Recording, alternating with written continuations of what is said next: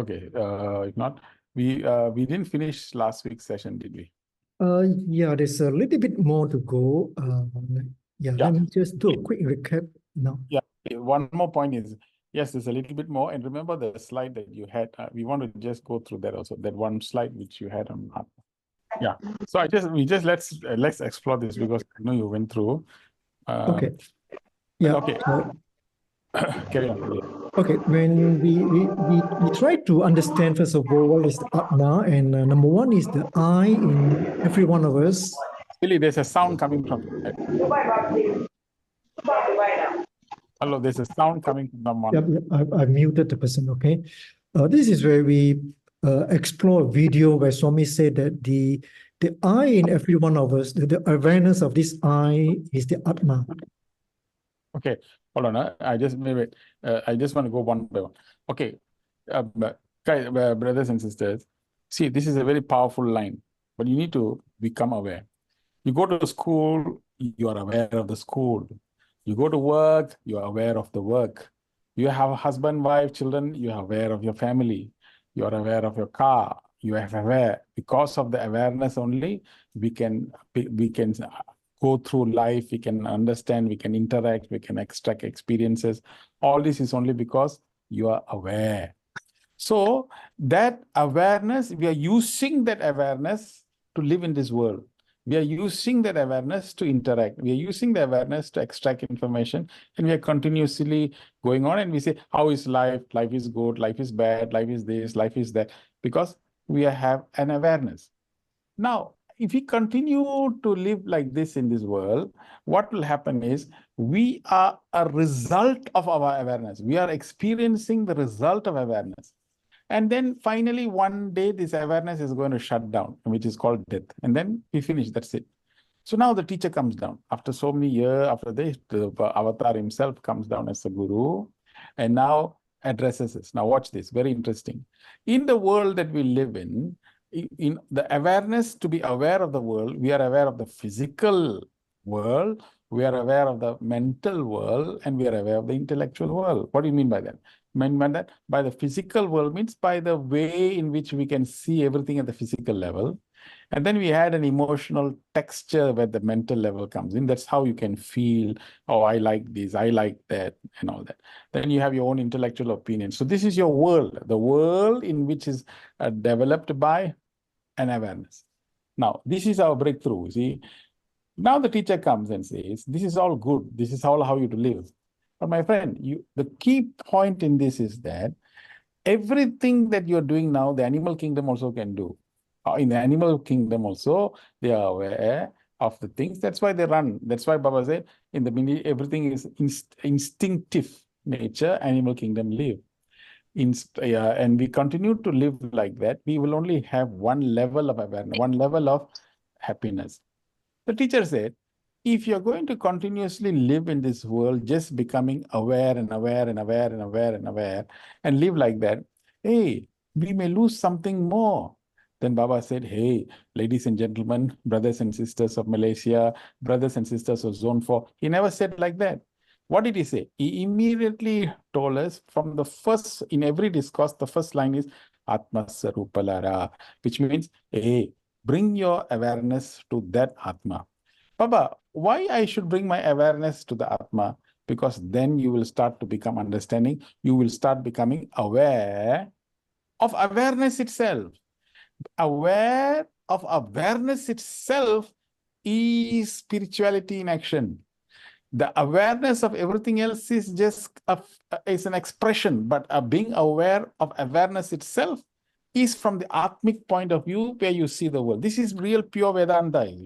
So this awareness, the pure self, the pure consciousness is available in every individual. That's why I in every one of us is the awareness of them. That is what this statement really means, to become aware of awareness. So now in meditation, for example, I take this example and take it to meditate. So now when you're sitting in meditation, your mind will be running left, right, center, up and down, up and down. So That's why some people can't sit for meditation, because your mind is roaring. The waves are too fast.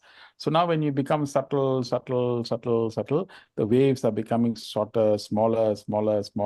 The amplitude of the waves are becoming lower and lower and lower. So what will happen now? Slowly you're becoming aware. Slowly you're reducing the waves. Then you're becoming aware. Suddenly your consciousness, you're becoming aware. Hey, what is that awareness of that pure awareness? Suddenly object world disappears now. In your meditation, you don't have a hook to cling on. So mind is not running everywhere else. Once you focus on becoming aware of awareness itself, is the beginning stages of that experience of the pure consciousness. So this is a very powerful line, is the awareness. But when you read it like that, we just, Swami may say something and you just pick it up and we say awareness of the Atma and just say it in one line. The entire depth and the essence of it, we can miss it. So this is what I just wanted to, that day when we are saying this, I want to recap and say that so that we can know, because we are all deep spiritual. And you look at the Atma Bodh in this one, or deeper, Satisai speaks, especially Satisai Vahini, Satisai Vahini, and all the deeper parts of the book, is the subject matter gets more and more. So here is where we need to become very reflective and extremely contemplative. So you can only do it in silence. See, two things are very reflective and very contemplative, and the mind must become very, very inquisitive, very, very intense, and the intention must become deeper. Then the penetration will start taking place into the layers of meaning behind it. That's how scriptures are supposed to be read. That's how master's words are supposed to be. Then you will enjoy, then we'll really enjoy this consciousness. So now go to the second one, you see. What's the second video? Suresh, Satsang, can I add something? Yeah, please. Yeah.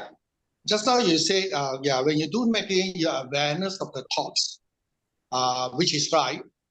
What you do is during meditation, your awareness of the thoughts and awareness of the mantra, or who am I, or soham, whichever. But you will, all the thoughts will come, the mantra also will come, but you just aware. The other words for awareness is actually witness, like the God witnessing, but do not interfere. So the thoughts and all these things is not going to affect you. Whether it's a bad day or good day or bad work, it doesn't affect you, because why? You just awareness, witness only, Yeah. And what happens as you continue to be aware and witness, and you are not affected by the thoughts, you do not follow thoughts. What happened was everything will become more subtle. And then once you are not affected by it, actually you become contemplative itself.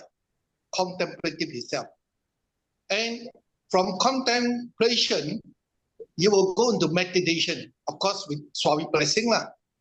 If you break through the contemplation, which is a natural process, it's not up to you, Of course, the purity of heart and mind must be there also. On the good deeds that you have done, the merits you have, you will automatically break through the contemplative and reach the meditation level and just experience, the consciousness itself. Satsang. Yeah. Nice. Thanks, James. So being aware of awareness puts you into a witness mode. Witness mode where you witness everything like a screen, but you do not participate in everything else. So then you enjoy the awareness of the Atma, and slowly, all the others will unfold. The second statement is that sorry. Did anybody want to say something? Yeah. Okay. Then you find this, okay, second statement. Second statement is there two, this one I think Willie explained the last time, the two eyes in everyone, the ego and the Atma, 80% realized by men. Atma, 80% realized, we still have the ego. You see, without the ahamkar, we cannot function in the world. This is, that is why in the Hindu gods, there are four, Manas, Buddhi, Ahamkara, and Chitta. The four hands of the gods represents these four. The ahamkar is necessary also to live in this, to do something positive also, you need the ego also. So if you don't completely let go of everything, you find you don't have a hook in this world, That's why the best hook, of course, is when you come to that stage, just hook on to Bhagavan's mission, and that's it. And focus only on his mission. That's it. Then you got nothing else to focus on, and you will be doing the world, but that hook is on Swami's mission. That's one powerful hook that we can do. So like this, when we keep on experiencing more and more quietude, more and more solitude, that means in our spiritual life now, as we go through our journey, we should seek more and more silence, more and more by yourself, more and more in-depth thing, so even in normal mundane conversations that people, so it doesn't pull you, the mind doesn't pull you into these things. It's sort of like start becoming slowly detached, and so we will start really enjoying the real beauty of being with yourself. It's a very powerful state to just enjoy just the solitude and just the nice. And then when you look at things, you'll see things in very different perspective, and you'll enjoy the world much better. The world as it is perceived by different people in different ways. Well, physical will be seeing the world differently. Mental will be seeing the world differently. Intellectually will see the world, but atmically they will see a totally different view of the world. The appreciation becomes much more. You enjoy. That's why even they say, look at the flower, tears will come out. You can see the contours of beauty created on the flower petals. You start really enjoying that this is what God has created. So this aspect of beauty and life will start growing much more when we start living in the experience of the Atma. Good. Suresh. Sorry. The two eye in earth, which I think all of us already know. Swami said, if I scold somebody, the Atma and me also the Atma and me, so we are scolding God himself. That's Swami already said. That is one thing. So we all know about this. We are aware of this, and we are very careful about this. The other thing is also the karmic effect, right? So what we say is going to have reaction. So that also makes us to be more careful. So we know God is everywhere in us and everywhere in everybody. So at present, we only can be awareness of, the Atma and God everywhere. But we haven't reached the level where we experience Atma. That is a totally different level. So we are now talking about awareness, not the experience yet. Silent. Yeah. Okay. Yeah. Okay, Yeah. Dr. Suresh. So there was a video. Yeah. Sorry. So therefore, the subject of awareness is what number 3 comes to, where when we want to understand the Atma, we need to understand the non-Atma. So what do you mean when we're going to the non-Atma? See, now let's take it practically now. So if you have a problem and you seem to be stressed up and you seem to be suffocated by that problem, why are you suffocated by that problem? It's because not that you're not aware, you are aware of the problem. That's why you're suffocated, because you're aware of the problem. You are aware of the complexities of the problem. You are aware of the suffocation that you're experiencing, the limitations that you're experiencing. All that awareness is leading you to the stress level. So when we go to the Atmic level, what's happening? Our job is to expand that awareness. You see, the whole point is from that awareness of that is constricted awareness. Constricted and limited awareness creates the problem. Expansion of that awareness brings you to the solution. That's why Einstein said that any problem cannot be solved unless our consciousness increases. So when our consciousness increases, it's going towards expansion of the awareness. So when that awareness starts to expand, when it starts to move, it's bordering towards finding solutions. So what happens now? Suddenly you're open to more options. Suddenly you're open to new possibilities. Suddenly you're changing your beliefs about certain things. So what is all that? That's expansion of awareness.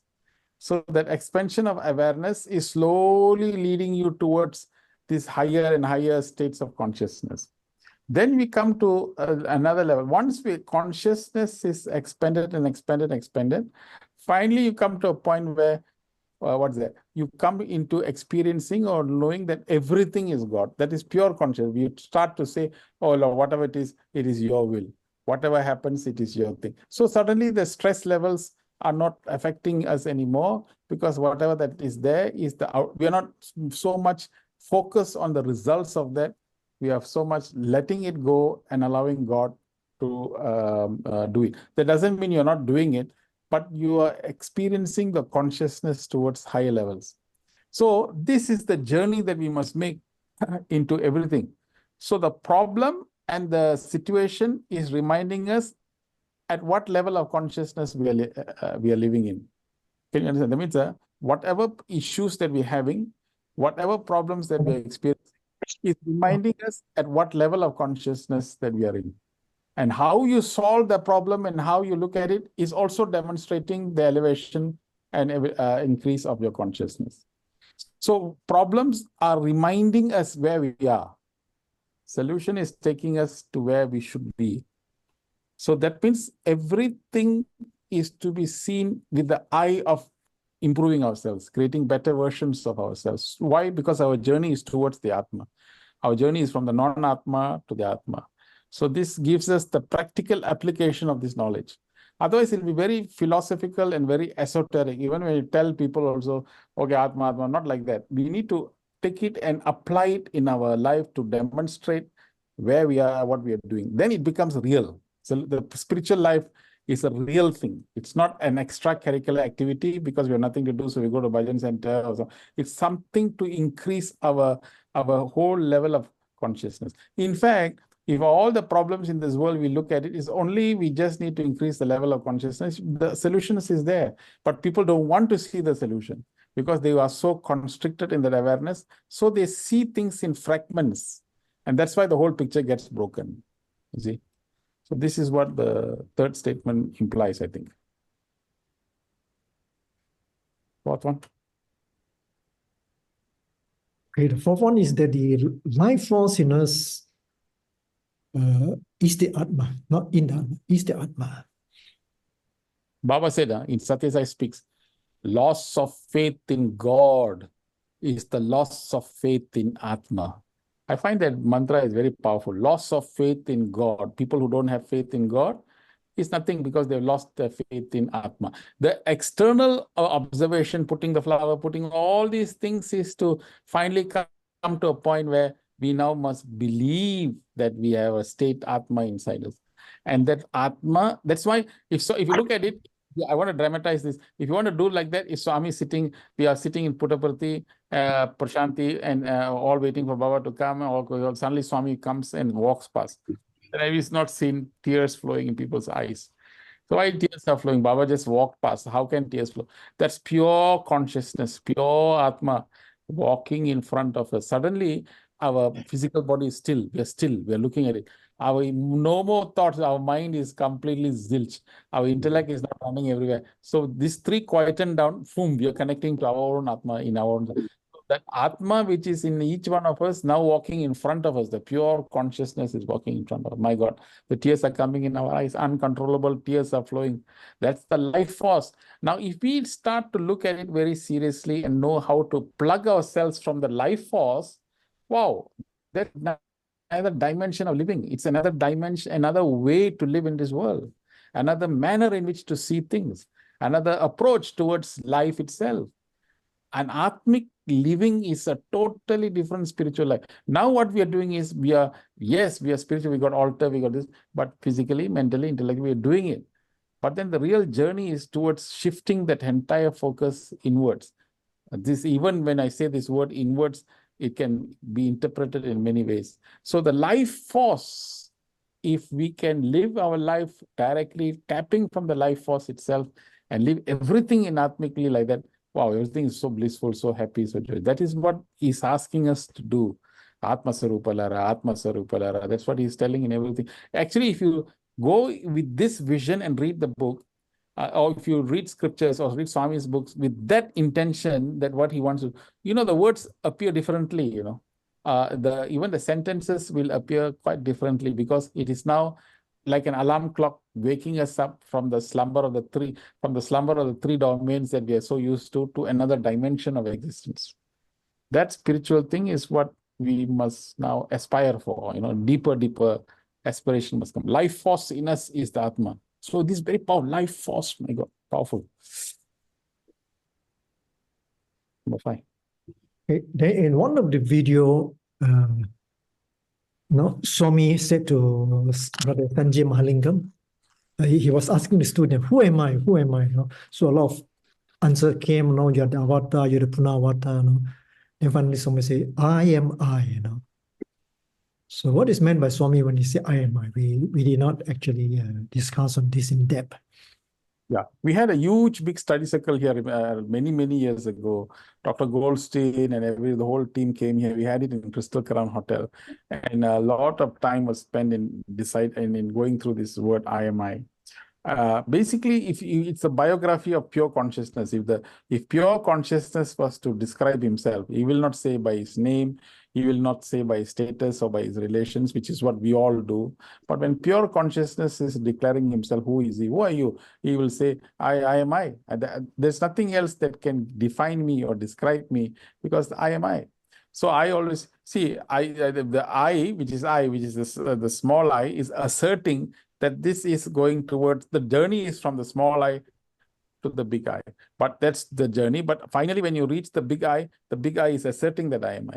And to bridge the both, you can drop the AM, which is the M is what stops us from getting to the big I is really the 2M, which is what the ahamkar, which is my own ego, and my M, which is the maya. If these two can drop off, which is what the example of the moksha, which is mohashaya, delusion, dropping of the delusion, I can drop off this 2M, I will merge with the big I. The small I can merge with the big I. So the thing is, this is what ultimately, that means finally, so when you really analyze this statement, finally it's not your position, it's not your status, it is not nothing. Actually bear all and do nothing. That whole experience is everything is given to us temporarily for a while, but if we keep on looking at reality from the perspectives of what defines us or what basically describes us, then we lose out on many things. We lose out the real definition. In the Dasha Slokas of Adi Shankara, when he was merging with God, he was asked this, who tell us this experience of liberation? And he stated these 10 statements, which is very powerful in that experience. And he says that whatever knowledge that you know is nothing compared to the knowledge that you should know. These are very powerful statements. That means that pure consciousness is so much of wealth and so much of exuberance and vitality and all that. But that it's an upgrade of system. And so we are living in a world in which we are experiencing everything. So, and we think this is the best. We have assumed that this is the best and this is all what we can do. But there's an upgrade. We need to specially upgrade ourselves to higher levels of consciousness and achieve this to this higher state. Finally, everything gets dropped off. I'm not professor, I'm not name, I'm not Suresh. All these things drop off. Finally, who are you? I mean, finally, the consciousness is only I am I. So why should I wait till death to experience that? That's the question.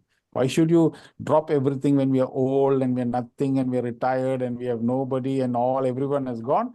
Then we come to the realization that we are nobody. Why should we come to that realization when nothing?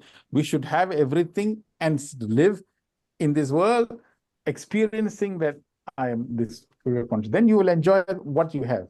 Otherwise, we will find that what we have will hijack our identity and hijack our reality, and we'll continue to parade in all the masks that we wear. So this is very powerful. These are statements that mentioned in one single line. We can finish it, but each one of them can be one study circle by itself. Very deep session. IMI, we've spent, I think, easily about 2 hours in Crystal Crown Hotel when we had small discussions and we went very deep in this. Okay. Next one is the purpose of life and of this Satisar organization is to realize the Atma. Finish. That's it. Then that's it. This seals the whole thing. Okay, Swami, very good, very nice. You gave all this thing. I'm supposed to reach you. Hey, you're too far. It's too, the Maya is so enticing, Swami. We have to do our duty. We have got realities here. And you say Atma, Atma, Atma, and you ask us to come there. How to come to your place? It is too far. So he said, yes, I know. That is why I created the Sai Center and Sai Organization.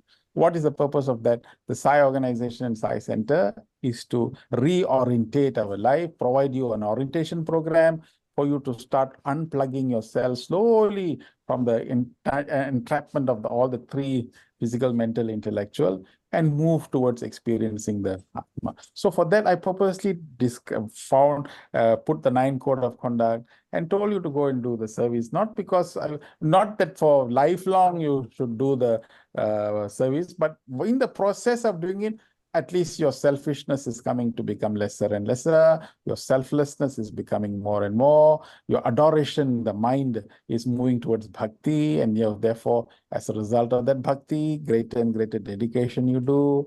Then you read the study circle literature and all. Why? Because I want you to develop that intelligence. Why? Because only with intelligence, discrimination will start to come. You will know what is right, what is wrong. And as a result, detachment will start to take place. So once we start becoming detached, then the green papaya fruit will become orange and slowly, naturally slip down from the clutches of the tree, and we are getting the liberation to experience the Atma. So the Sai organization and the Sai center is like the gateway for us to reach the Atma by practicing all these things in life.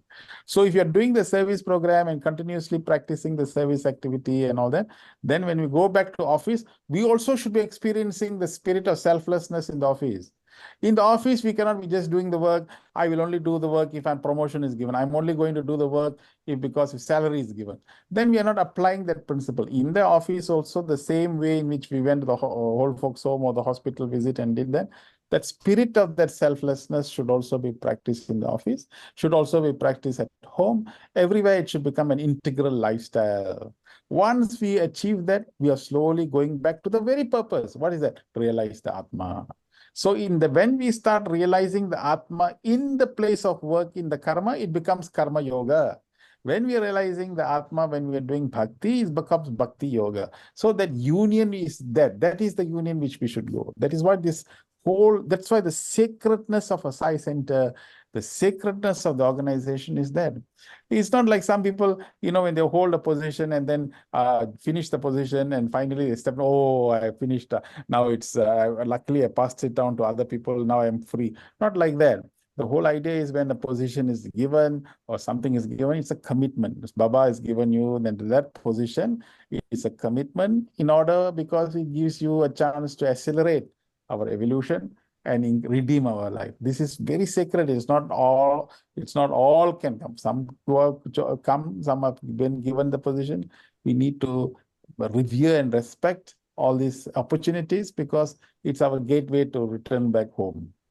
We came from many houses, but we definitely are going back to the same home. Realizing the Atma. You see, purpose is realizing. That's it. We can do 100 activities, but if the activities do not create a self-transformation towards Atma, then it just becomes a ritualistic activity. You go to bhajan, come back, go to bhajan, that bhajan becomes ritual. You go and do the linga abhishekam, it's a ritual. But each time when we do something like that, if you look back and see whether as devotees are we realizing, then it becomes spiritual. Because our journey is to the Atma, the destination is to Atma. And again, if our mind, brother, very difficult, brother, it cannot be, brother, and all that kind of stuff, then we ourselves are being hijacked by our own mind. Our mind decided it is difficult. So we should ask the mind, who are you to decide it is difficult? I want to do it. Who are you to tell me it cannot be done? We should challenge that. That particular resistance and resilience that we have against the mind is a sadhana. But no, brother, it's a long journey, brother. We will take our time, brother. And we decide. That means the mind has decided. It's almost like the standard kindergarten child who, the child going from the house, Amma, I don't want to go, Amma, to kindergarten. Please, Amma. No, darling, please come, darling. You have to go to school. Don't worry, Amma will be standing outside the kindergarten. I will be there with you. Amma, I don't want Amma. She cries, she this one, and finally she goes to kindergarten. Then mother is waiting outside. Then she is in the class. Every 20 minutes, she turns around to see whether mother is there. Then that is only happening for the first day or the second day. Then the third day, she herself gaining confidence will come to Amma. Please don't come anymore. It's okay. I want to continue my kindergarten. So therefore, the confidence develops. You see, we don't say no. The child is telling no, and therefore the mother doesn't listen to the child, because the mother knows that this needs to go through the experience in order for her to reach. In the same way, when we are saying we must not listen to the mind which is habituated to a certain practice and keep on saying no. We should resist that. We should say, no, mind, who are you to tell me? I will decide. From this moment onward, I want that experience. I don't care. You don't come and give me laziness and lethargy and complacency. Please, who are you? You catch that mind and hold it. And when you start doing it, you become master of the mind. This is how that vigilance and everything else comes in life. And as a result of that, we practice. Then we are fulfilling the purpose of Swami, is what he has created, the Sai Center and the Sai organization, each one in one center. Then in the center, a few people are blossoming like that. We become people who help other people in the center to blossom. Like that, everybody supposed to usher. Why can't we do it alone? Why we need the organization? No, when you do it alone, we don't know the ego. By the way, in the organization, in the Sai Center, you meet all kinds of people and we have to work together. Sometimes our ego gets rubbed. Sometimes we get angry. Sometimes we get agitated. But that again is a process in which we begin to know more about ourselves, isn't it? So the whole idea of this is to know who we are, kill the ego, and slowly reach the Atma. That's why we need the organization. And Baba said in one discourse in November, I can't remember the year, but Baba said, never leave, whatever happens, never leave the organization. Swami said that, whatever happens, never leave the organization. So this is what, so we are here in the thing as a big, huge, like a boat, it is taking us to the shores of success, shores of peace. Okay, the purpose of the organization is to awaken in us the inherent divinity. So Baba has described the Atma as the inherent divinity in us. So in divinity means goodness, compassion, love, sacrifice, So all these are the qualities of the Atma. Yeah. So in fact, if you look at the qualities of the Atma in the Gita, it is stated what is that? Immeasurable, eternal, what do you call it? Infinite. All these are qualities of the indestructible is another quality. All these are qualities of the Atma that is described. So our job is to awaken to those qualities.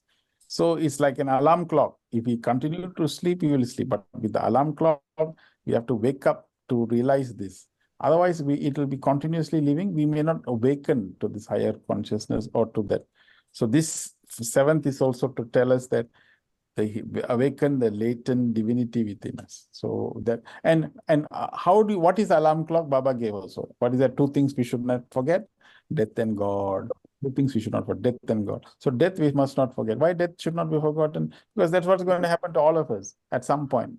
So we are given only a short period of time, for 10 years, 5 years, 15 years, 20 years. That short period of time, I should fill up all my examination questions. When the alarm clock rings, I must get out of the examination. Getting out of the examination hall is death. So that by the time the death comes, I should at least reach some level of my higher evolution and some higher level of consciousness. So that intensity, that's why Baba said in Jnana Vahini, those who are not contemplating upon death or understanding what death is cannot become a jnani. So the jnani is one who I'm only going to live for a short period. Oh Lord, why am I wasting my time like this? Okay, how do I know this? Okay, Baba, how? So like that inquisitiveness will come, then each of us will focus only on this aspect, and we'll find that that awakening spirit will be strong in us. Really. So we also share the stories of the whipping saris and the whipping wall again. Oh, this is very powerful, Ambili. This sari whipping. I mean, to think that. So what is that? Tat savitur verenyam. See, when in that what you call Gayatri mantra, that Savitur Varenium, that Varenium means I adore, adoration, so much of adoration. For what? For that sun, for that Gayatri. In this case, the sari is sad that he is not picked up, was not picked up, and then he's crying. So that innate matter, that matter which is no life at all, is having means, then what more that we are in our own life, we should be having that kind of consciousness. Prabhu darshana bina prajnana nahi. Without even having that darshan, that you're feeling to have that darshan, it cannot be considered as a consciousness also. So when we have that adoration for the master, then I want to be there, Swami, for you. I want to do this for you. I want to feel for you. That adoration must become more intense. So when we look at the sari, if we look at a distinctively opposite and we see far away objectively, oh, sari cried. Okay, very nice. Oh, is it sari? My God, what a miracle. Ha ha ha ha. And then we flip 2 pages and go to the next story. We lost the point here. The point here is that, hey, sorry, how you can feel like this, man? You are a sari. Why should you cry? Why? Because you were not picked up. And how did you cry? What is the consciousness in you that made you cry? How come I'm not crying like that? You are nothing but a sari can cry. I am a human being and I'm not. You see, that is what that sari, this experience must trigger in us. That divine, what is called the classic word is the divine discontent.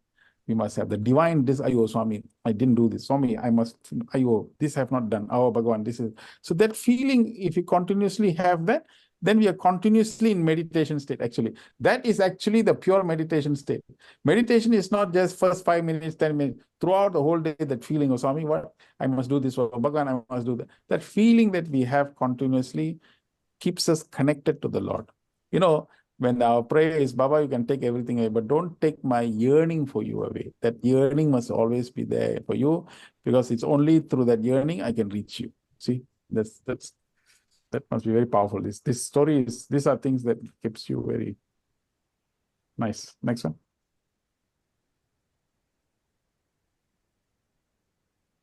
Yeah, this is where the analogy of how the Atma in us is the same as the Atma in everyone. Where Swami said that, put a lighted candle on the ground, then cover this lighted candle with a tin with many holes, then you can see lights coming from all sides. And then you put the cloth around this container, you won't be able to see the light. But if you take away the cloth, you see so many lights. But if you take away the container, you see there's only one light, which is the candle. So we see what they call differences, but everything is the same. Okay, so the Atma in us is the Atma in everyone. So in our relationship also with everybody, then if we can have this realization, even when we have this distance, or when we have an argument, or when we have a fight, whatever said and done, if we are fighting at the physical, mental, intellectual, or we are saying opinions are not good, or feeling level are not good, and then we fight and argue. But if we come to the conclusion from my Atmic level, your Atma is also there, and same Atma is there. Immediately, we get a kind of a very compassionate nature starts coming out from us. Then it doesn't matter. Okay, we had an argument. It's okay, because I don't want to hurt you, because when I hurt you, I feel I'm hurting myself. That feeling comes in like that. That just Shirdi Sai Baba's story comes in. The dog came and was trying, and then this person beat the dog. And then when he went back to Shirdi Sai Baba, they saw the same wounded marks. He said, Swami, why like that? Then you were ill-treating the dog, and that effect was on me also. So the oneness, the spirit of oneness comes out like that. So what we feel for other people, we should experience the same difficulty and discord within us.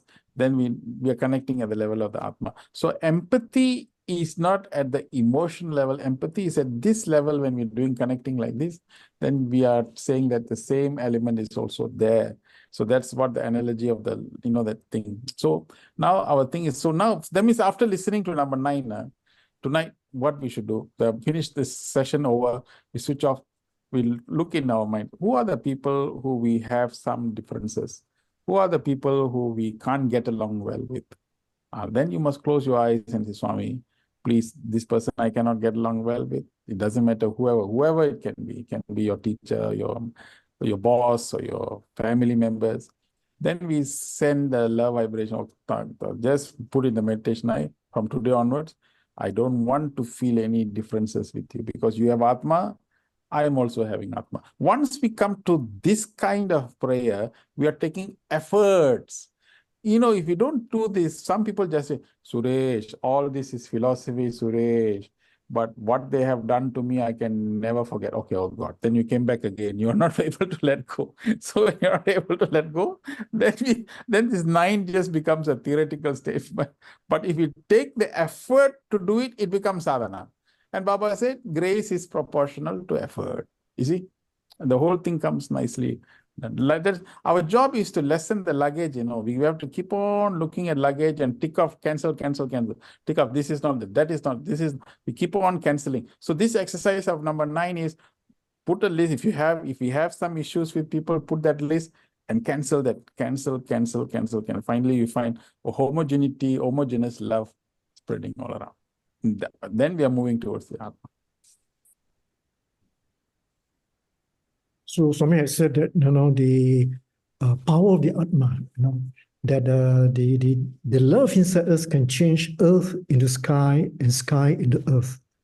If you realize that power of love inside us, and to realize that love inside us, we need to develop love in ourselves. So just like Swami said that he can change earth into sky, sky into earth, all of us can do it if we realize the Atma in us. Number 10 is the most in the world that is going to come now. See, look at these wars of threatened wars here. Lives are being lost.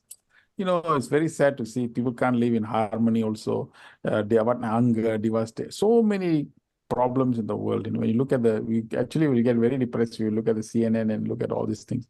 So we look at it and say, what to do, Baba? What to do, Baba? Baba is telling us the accountability. This is number 10 is a statement of accountability. You're living in this world. We have a chance to change whatever circumstances. How? Because Atma has the power to change. There was one Guruji, Guru Maharaji meditation group, which I know. I'm very familiar with that. So the Guru Maharaji's group when Ronald Reagan was there, when he did the meditation session vigorously, 10-kilometer radius of a true meditator, the crime rate went down. And so they did a calculation, saw crime rates going down in people who were meditating, and he was given that award by the president. So there is power in the Atma. It's not a passive power. Is not that's why the rishis, what are they doing? They're sitting up in the mountain. What are they doing? No, they are the highest seva, because it's like creating incredible dynamo of vibrations of peace and happiness. It has an effect in the world. It has an effect on plants, environment, human beings, everyone. So Atma has power, and this Atma can change. So the 38 of us, if we make a resolution tonight, if we take that inspiration, we can change many things in the world. Collectively, we can make a drastic change. We ourselves can see the effects around us if we are moving towards Atma. The world around will change. The world around will start, conforming and not create issues and problems. So you find that everything will come to the way in which the world should be. So we must believe in this, and then really religiously, feverishly, and enthusiastically do the work. By the way, enthusiasm is a Greek word, and you know what it means? Enthusiasm means God within. Can you imagine? God within, the word is a Greek word, is enthusiasm. So when you really have God within, enthusiasm will be there in our life. Happiness will be there in our life. Joy will be there in our life. It's the power of the Atma. Suresh, sorry, can I add something? Please. Recently, I read in the 9 Code of Kata. Many of us normally treat Guru as God. I think Swami didn't agree to me in the sense that in the 9 Code of Conduct, he said Guru only shows the path. He teaches what is beneficial. So we have to show respect and gratitude, of course, to the Guru lah, you know.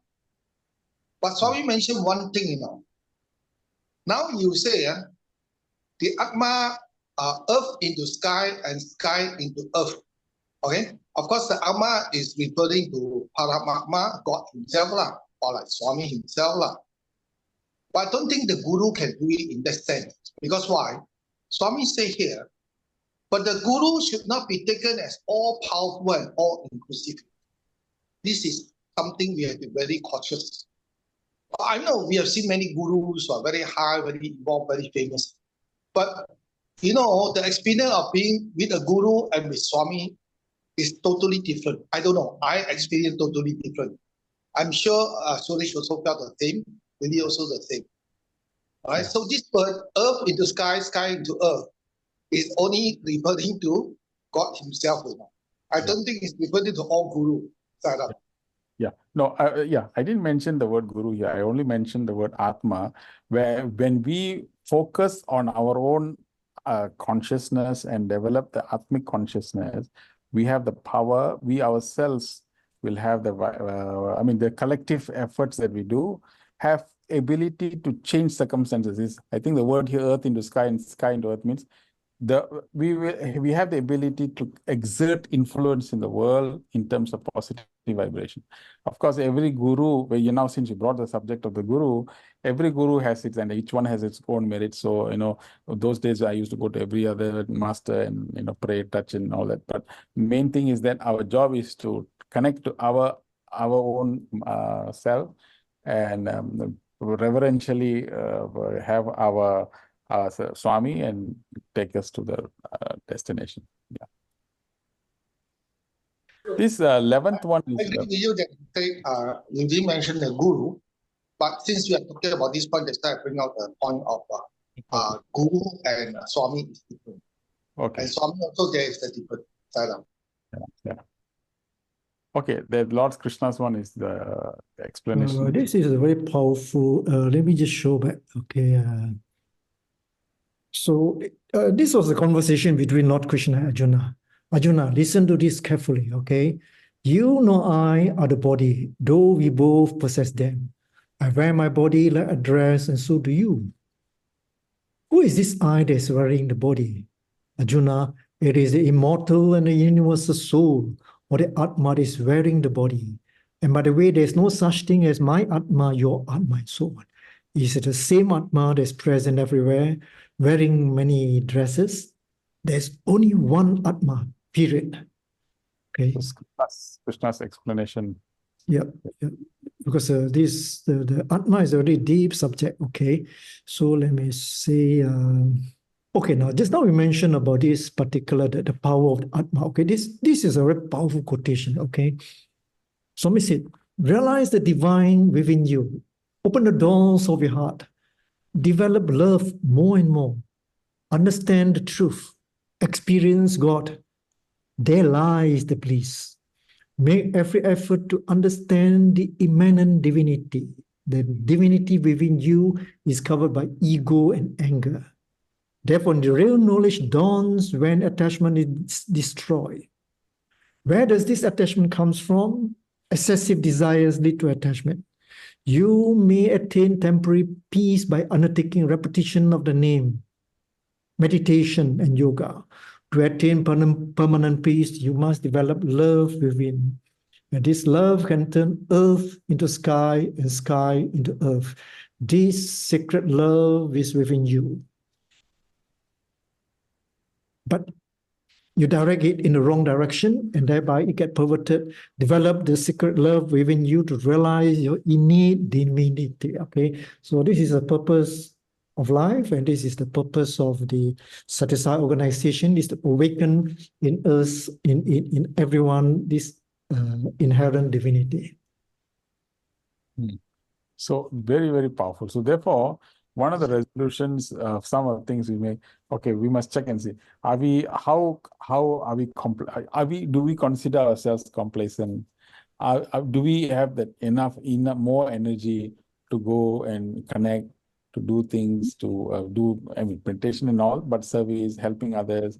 like that. Like, must have that self audit kind of question so that we become more vigilant. So this is where in the Maduka Panisha, okay, it is mentioned that this Atma, the Supreme Soul, is not realized by the weak, the undisciplined, and the careless ones. It is only realized by those wise ones who follow the right path. Okay. So Then, therefore, you see, it's not reliable with the weak. So now I just look at the weak. I must question now, am I considered weak? Am I strong? If I'm weak, where am I weak? I should now be auditing that weakness. Because it's very clear that I want, the reason why I'm doing this to self-audit is because I have to strengthen the areas of my weaknesses, because it's already declared that the weak cannot go. So immediately I must know whether I'm weak, then I must strengthen those areas of weak. Undisciplined. Okay, am I considered the undisciplined, or should I be disciplined? Where are the areas in my life that I'm undisciplined? So I must have that audit also. And the callous means we read, we are not careful about like what we read, we don't really follow, or we just take it, we flippant about it, then we won't get there. So it's a very fine line. We start with 16-lane roads, then 8-lane roads, then 4-lane roads, then 2-lane roads, then the road becomes 1 lane, then it becomes a narrow lane, then it becomes a thin lane, then it's going on a mountain top, then it's a small little trail, and then finally one ledge like that. So as we go higher and higher, the road is getting smaller and smaller, and finally we may be walking on a thin thread, to reach thin string to reach the other side. That is why the discrimination is very critical, because as we keep on going, it will become hard. So but we must not give up, and we continue like that kind. That's why we need this group. That's why all of us who are in this place, we need each other to inspire each other and to move, because to strengthen ourselves. So by having these discussions, we ourselves strengthen ourselves, we ourselves remove ourselves. Because clearly it's not realized by the weak, undisciplined, and the careless ones. okay. Really sorry, James. Can you go back 2 slides back just now where it said earth to heaven and heaven to earth, right? Yeah, this is the one.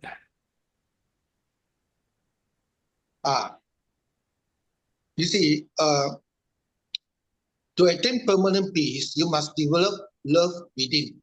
Love can turn earth into sky and sky into earth. The way I read it is not in the relative sense. You understand what I mean? It's not in the, when actually your love is not turning earth into sky or sky into earth.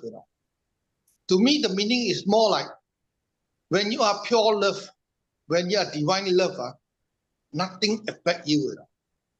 Nothing affects you. The meaning I read that is earth into sky, sky to earth. That means the earth, sky, no matter what, it doesn't affect you at all. The way I see the inner meaning of it, not like the literal sense, I don't know whether you agree to me or not. Yeah, I mean, it comes to become a formidable force in which, yes, which nothing can affect you. Yeah. Okay. Okay, let's move on. So Billy, you're finished now with the last slide? Yeah, we are more or less there. Okay, so this was where last week we play a particular very melodious hymn, okay, which was sung by a great sage in India, Adi Shankara. Okay, I think let's listen to this particular hymn again to refresh ourselves. So just only about 2 minutes. Yeah, so no, we should listen to this, but now when the words are being said, you see and contemplate it within the understanding of the Atma that we spoke, then you'll see, maybe we'll have nicer experience after listening. Yeah, that's right. So shall I play this again?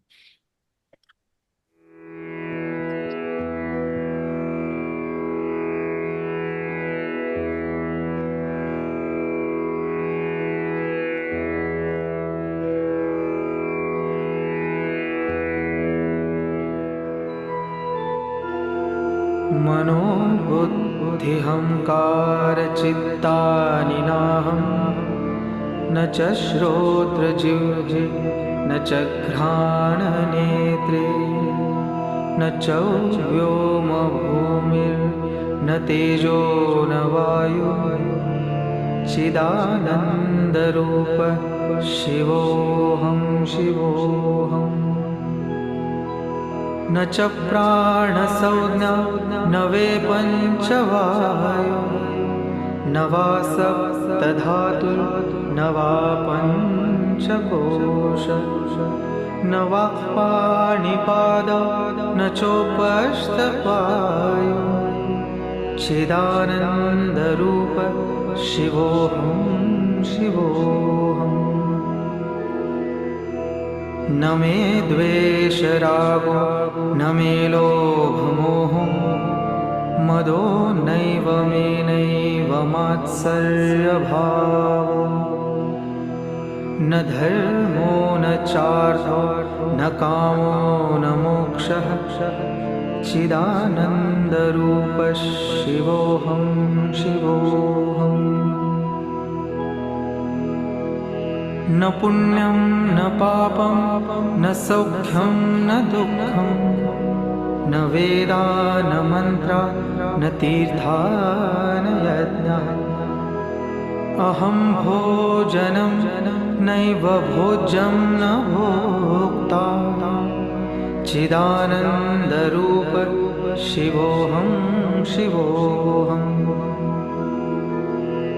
न मृत्युर्न शङ्का न मे जातिभेदा पिता नैव मे नैव माता च जन्म न बन्धुर्न मित्रः गुरुर्नैव शिष्यः चिदानन्दरूपः शिवोऽहं शिवोऽहम् अहं निर्विकल्पो निराकाररूपो विभुत्वा च सर्वत्र सर्वेन्द्रियाणां समावेशमत्वं न मुक्तिर्न बन्धः चिदानन्दरूप शिवोऽहं शिवोऽहम् चिदानन्दरूप शिवोऽहं शिवोऽहम् चिदानन्दरूप शिवोऽहं शिवोऽहम्. So perhaps these hymns, we can summarize into this, okay? That the Atma, often understood as the soul of the true self in various spiritual traditions, is categorized by several profound qualities. Number one, eternality, okay? The Atma is timeless and indestructible, transcending birth and death. Consciousness, it is the source of awareness and perception, illuminating the mind and the body. Number three, bliss.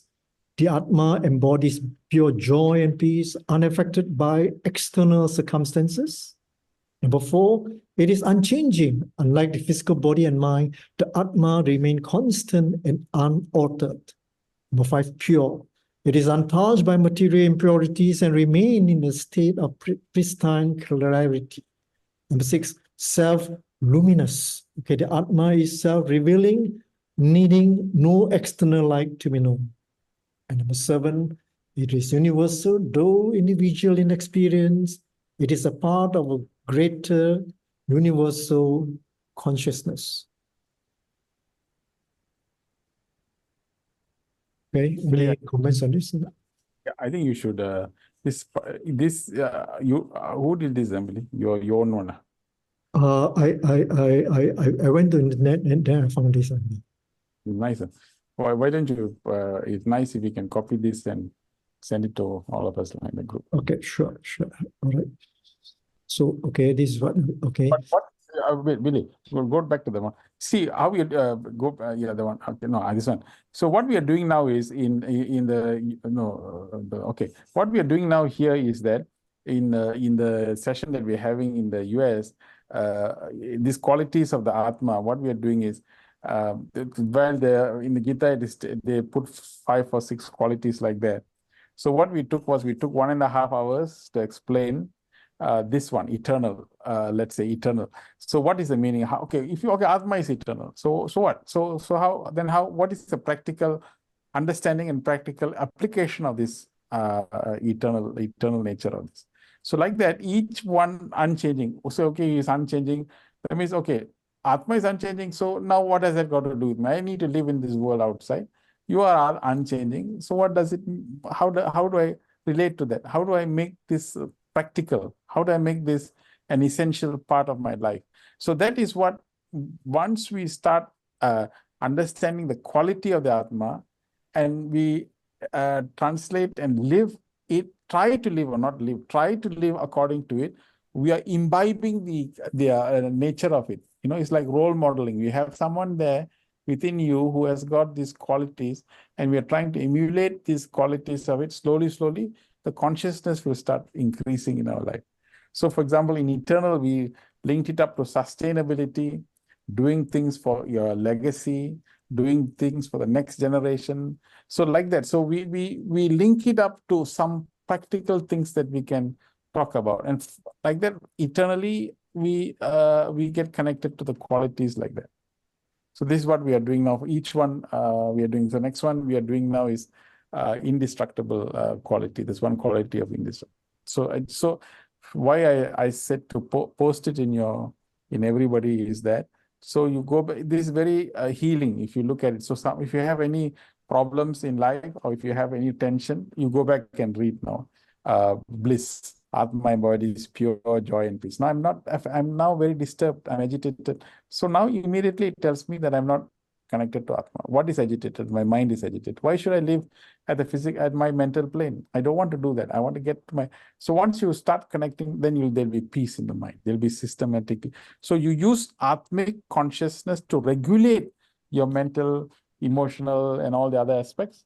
So that gives us a lot of things like pure. So when we go somewhere and we pick up some vibration, or we go somewhere, we think some jealousy comes in. Why am I feeling like that? I should not feel like that. When we are pure, we should not think like this. What is pure? Atma is pure. So why am I impure now? So I'm tainted. I'm stained. Gee, I don't want. So you yourself have a self-regulatory mechanism. By plugging into the Atma, then purity comes in. Now, like that. So you can use this to regulate. It's not about reading it and appreciating it, but utilizing this to regulate the way in which we think and feel and live in the world outside. That's what I said, post it. Suresh, so we are not talking about Atma, and the whole purpose is to know thyself. Yeah. That means to experience Atma itself, right? Swami used another word and say the spiritual wisdom. Yeah. The way to spiritual wisdom, as Lord Krishna said, Swami said in Gita book, is through meditation. The way to experience. And in Patanjali Yoga, the 8th step, right? The last 3 steps is contemplation, concentration, contemplation, meditation, then only samadhi. Samadhi means the Atma level.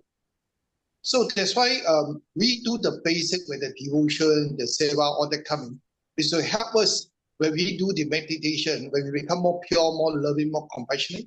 It's easier for us to evolve to Atma level to experience Atma itself. Yeah. Side up. Yeah. Okay, Billy. Okay, so we went on to how to reach the Atma, where Sister Mei-Ling, talk about the 3 yogas: Karma Yoga, Bhakti Yoga, Jnana Yoga. So we finish up till somewhere here. Okay, equanimity. Okay, Sister Mei-Ling, you like to take over from here? Salam, brother. Salam, everyone. And then, last week we have spoken the Karma Yoga, the part of selfless actions. Actually, we finished until equanimity. We should come to the last part already, brother. Yeah. So the Karma Yoga, Bhakti Yoga, and Jnana Yoga. So we say this had to be put into integrations of the 3 yogas. These 3 parts are not mutually exclusive, but rather complementary. It complement each other, actually. So I encourage a balanced approach, integrating Bhakti, Jnana, and Karma Yoga in daily life. By following these integrated practices of Bhakti, Jnana, and Karma Yoga, one can progress towards the realizations of the Atma and experience the divine within. So beautifully, Swami have present us, the combinations of each yoga, and actually is complementary, and we should put it into our daily practice in order for us to, experience and enhance and, the divine being. And you can see the next, the chart. Karma Yoga, Bhakti Yoga, Jnana Yoga. Then you can see the word Ubarati, Dharana, Dhyana, and Samadhi. And we can explain this one. With the pursuit of the appropriate yogas, the mind is free from the bug of desires. You develop a sense of dissipation, a feeling of renunciation. Your mind withdraws from its involvement in the affairs of the world, indicated in the diagram as Ubarati. This is withdrawal from the affair of the world. So when Ubarati sets in, you develop mental concentration. There is a second level, concentration, dharana. We sustain abstractions from the world and concentration upon the higher. You enter the last stage of meditation, dhyana. And in the deep meditation, you attain samadhi. That is spiritual enlightenment. So by this diagram, we knew that this is the journey, the spiritual journey. So with these combinations of three Karma Yoga, Bhakti Yoga, and Jnana Yoga, follow through the meditations. That's the method for us to come to self-realizations, tap the higher awareness in us. But so this is where, as much as Swami told us that the purpose of the organization is to what they call help us to realize the inherent divinity in us, like what the Sister Milling mentioned. He has given us a formula, and this is a very powerful formula, and he has given us what they call an integral yoga, combining Karma Yoga, Bhakti Yoga, and Jnana Yoga. And let's go through this, okay? So this is where, like what Dr. Suresh, what you said just now, okay? To realize the Atma, it must be in silence. So this is where daily meditation comes in and prayers comes in. So this one comes under Bhakti Yoga. So the Charter of our organization says that every member should undertake sadhana, spiritual discipline, as an integral part of daily life and abide by the following quote, okay? So daily meditation and prayers, like what James has said, okay? So meditation is important. So meditation comes under Bhakti Yoga.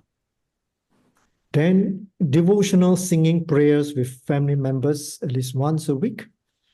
Where Swami has said, the only way to unite with God is to sing His name.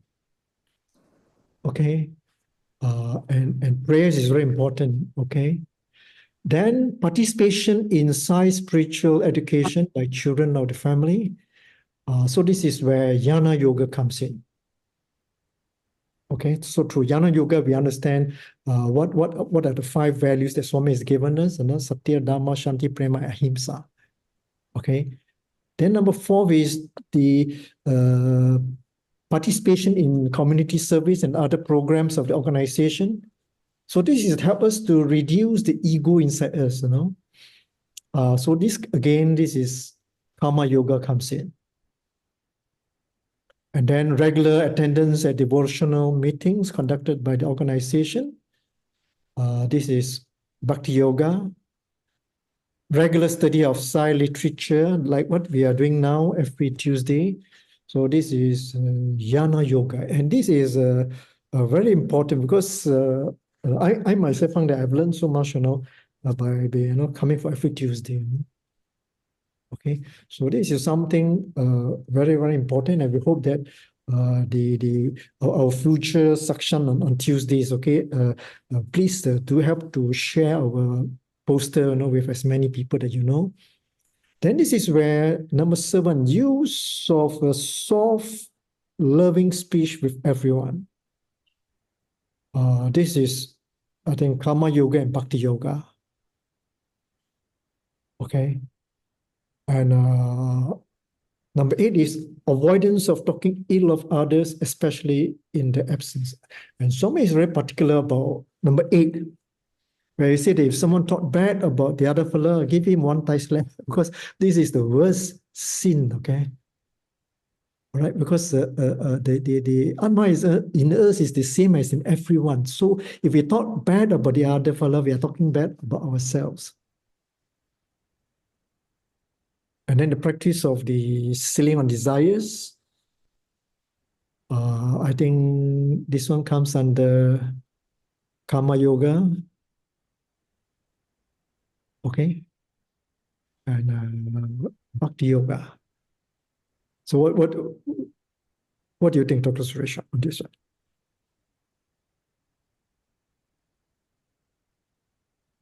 You're categorizing under each of these 3, is it? So this, yep. Like, for example, use of soft, loving speech with everyone. What? Actually, it's the integral of all 3, isn't it? I mean, Yeah, if integral of all 3. Yeah. you'll be soft, you'll be compassionate, you'll have the wisdom to know what words to use, and you'll know when to say those words and whether it's appropriate or not. Baba said in one speech, if your speech cannot improve the silence, don't speak. That means to say, if your speech cannot improve the silence, then don't speak.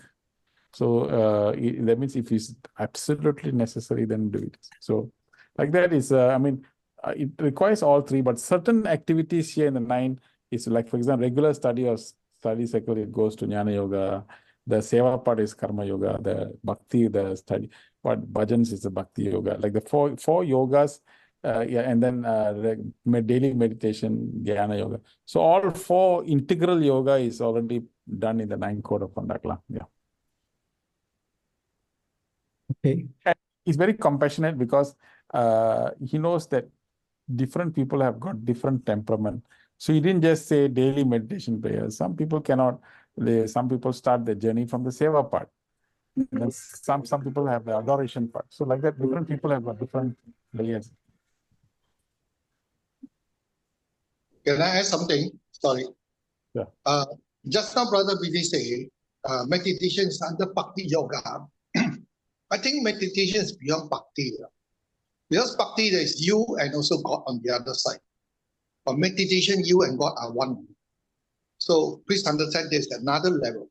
You can start with Bhakti, but in the end, when you reach the meditation, there is no more Bhakti, because there's no 2, only 1 only.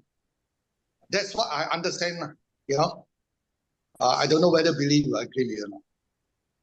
No, Yeah. I think meditation comes under Dhyana Yoga. The other thing is, I think you go back one step where Sister Mei talk about the 3 yoga leading to Samadhi, the picture. This one, he said concentration, meditation lead to Samadhi. I think there's a missing point. That's why I look at this Vitanda, not Swami one. Swami one is different now. Swami is more accurate in the sense that it is concentration, contemplation, meditation, then only lead to Samadhi. So this one, there's a missing of contemplation. Now, you look at all these, Karma Yoga, Bhakti Yoga, Jnana Yoga, yes, it's definitely true. Even if you include even meditation there, okay, you still cannot reach the self-realization. Even you do all the 4, Karma Yoga, Bhakti Yoga, Jnana Yoga, you cannot reach it. Jnana Yoga means spiritual knowledge. I'm not talking about spiritual wisdom. Spiritual knowledge, I mean all the spiritual knowledge that you know in the world, all the books you read, you still cannot reach there. Including meditation, you do also cannot. The way I see it, all the 4 you do, why you cannot reach is because, very simple, Do you develop love? Do you develop compassion, mercy? Do you transform yourself? Without this, without purifying yourself and transforming yourself, you do all the four also, you can't reach self-realization. That's my understanding.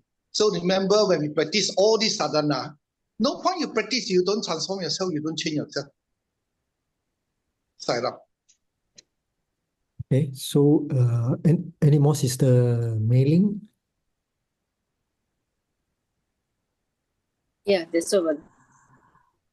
Yeah, okay.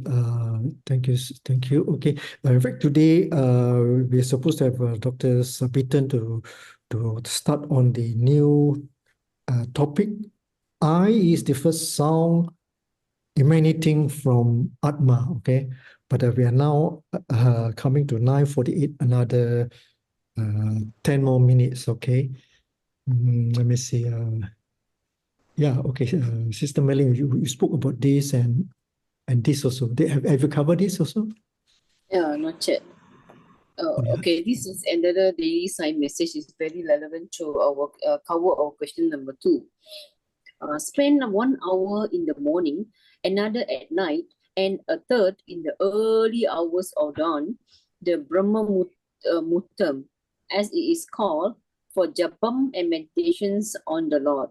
You will find great peace descending on you and great new sources of strength welling up within you as you progress in this sadhana. After some time, the mind will dwell on the name wherever you are and whatever you are engaged in. And then peace and joy will be your inseparable companions. See, Swami have given us, this is in Satya Sai speak. Yeah, and how important is it, to spend time, to seek within through meditations to have union with the Lord. I think this is another enforcement in for us to carry out day in and day out. By this time, I think that we are successfully to cover the 2 questions. The first question is, in my everyday experience, how can I realize a direct awareness of all encompassing presence of Atma? So we already covered everything, how we should have these 3 yogas combined in our daily life to experience the Atma. At the same time, the diagram also, we have covered the question number 2. How do I distinguish between knowing about the Atma in my mind? Yeah, I think we are convinced saying that we have an Atma inside us. There's the life force inside us. Okay, versus having the direct realizations of Atmic bliss. So for you to have direct realizations of the Atmic bliss, I think it's through the medium of meditations. Okay, and I think we have covered the 2 questions. One go in all these 3 weeks of presentations. I open for the floor if any input. And Anne, thank you. Sarah, thank you so much. If I may see just now the diagram where Sister Mei-Ling talked about the Brahma Muhurtam, okay? So what happened is that the Dr. Sabitan actually started this light meditation, and every Monday morning, we have what they call the Monday morning meditation, starting at 5:30 a.m. in the morning. And the first and third Saturday of the month is silent meditation, okay? Dr. Sabitan, you may want to talk about this. Saram, everyone. So for those of you who'd like to join as a collective sadhana, and it's a nationwide initiative to just sit in a group and send off positive vibrations in the morning, and most importantly, creating that habit which will carry you individually and also carry the group along as well. So if any one of you, if you're interested to participate, do reach out to either Brother Billy or we can actually share our Monday morning meditation group Zoom call link. It will be usually shared in our national spiritual group. But if let's say if you don't receive it, then maybe you can reach out to either me or Brother Billy. We should be able to send it, or Sister Mailing. There are a lot of people here, I think, who participate in this sadhana during Brahma Muhurtam. We also have Silent Saturdays, which is also around the same time, 5:30 in the morning. It's on the first and third Saturdays. So this is very simple. We just sit in a group online for 30 minutes and just be silent. So that's also another initiative from the National Meditation Team. So do reach out if you want to participate. Yeah, and we also post the poster in our nurturing, spiritual growth group. Okay, so probably we can watch out on this. Okay, so with that, okay, Dr. Suresh, we have another 5 more minutes to go. Okay, so over to you. Yeah, 5 minutes more. Just we don't want to start the second one because next week we can do. Just in the last minute, anybody here want to share your own journey or something that all this while you're listening to all these things? Any experience you have as like icing on the cake, if you can share with us, it'll be very good, and then we can say good night. Anybody has got anything? Can I share my experience? Yeah, sure. For 30 years, I've been meditating, and then I know about Brahma Muhurtam time. It's called the silent time or the God's time, but I didn't practice. Okay, I didn't practice because I sleep late, around 12 or so normally I wake about 7. Of course, whether I do my meditation. So this 4 to 6, I just need the sleep, so I don't want to practice. Until one day, Swami, in the video mentioned, Brahma Muhurtam time is like, I think we mentioned before, it's a saving account and a FD, fixed deposit. So Brahma Muhurtam time, when you do your meditation or chanting, Swami say you cannot withdraw. It is for you to spiritually evolve. Specifically, Swami used the spiritually evolve. When I heard Swami say that, I just internally told Swami, okay, you stay like that. If I wake up 4 to 6, I will just do my meditation. Now it's not 7 o'clock, 4 to 6. Every day, almost every day, I will wake up 4 to 6 and then sit for meditation. That's one thing. And last Sunday, conducted the meditation in Saramban Center. Of course, before that thing happened, the last 2 days before going for the workshop, my mind will be all working and talking to Swami, about preparations and all that, pray to Swami and all that. So the night before going for it, that night, actually a lot of thoughts came and didn't actually have a good sleep and all that, So what happened was, 4 o'clock, I was awakened. As I told you before, at one time I saw something very intelligent woke me up. It's just like, very intelligent one and very silent. It just woke me up, between 4 to 6. And that's how I get up every time. And that Sunday morning, also the same thing. I woke up, although I might not have enough sleep and a lot of thoughts and all that about the program, the workshop that I'm going to do in Saramban. Then I said, Swami, can I go back to sleep? Because I had to early morning go to Saramban, to conduct the class. So I tried to sleep, I cannot sleep, So I had to meditate, So when I meditate, I got shocked. Why? Because the meditation was peaceful, was good. Then when I went to Saramban to do the conduction, I wasn't tired at all, It was good. So To me, that is Swami blessing and grace, What I mean is, when you want to do Swami work, there's a lot of preparation. Whether you like it or not, the mental will be preparing for it 1 2 days ahead. Just like now, we're going to do the retreat in Fraser Hill. So I went to a lot up and down, a lot of obstacles. And then you actually, a lot of challenges, you just do it only, It's not whether you like it or you don't do it. You just have to do it. For example, we are supposed to go on 22nd June this month. And then the Satsang hotel manager called me and said, the renovation cannot be completed in June, only in August.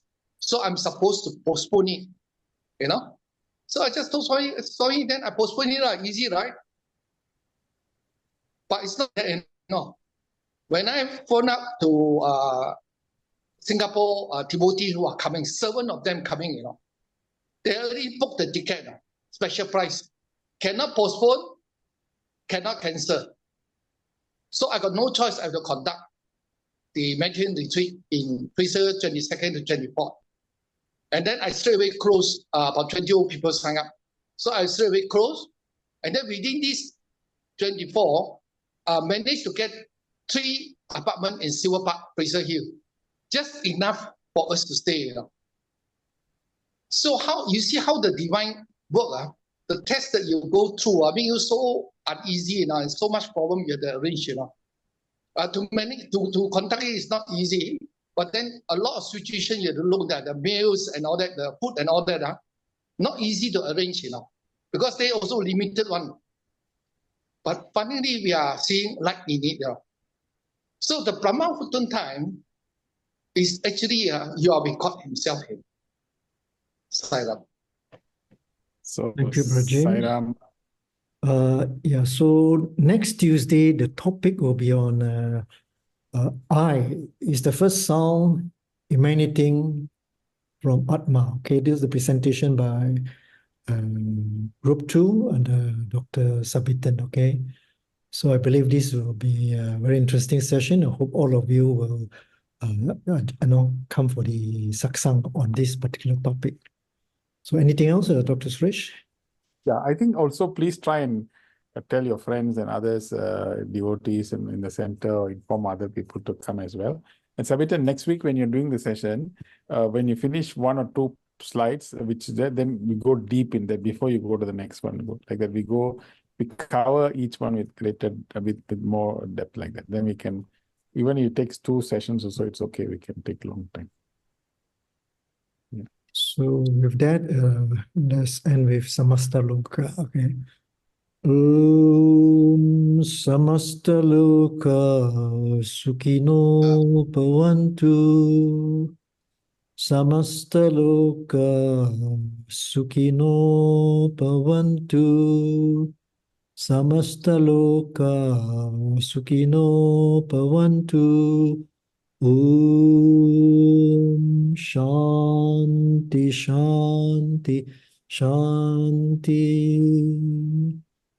Saram, thank you. Saram. Good night. Saram, good night. Saram, thank you. Sairam, good night. Sairam, good night, everyone. Saram, good night. Thank you.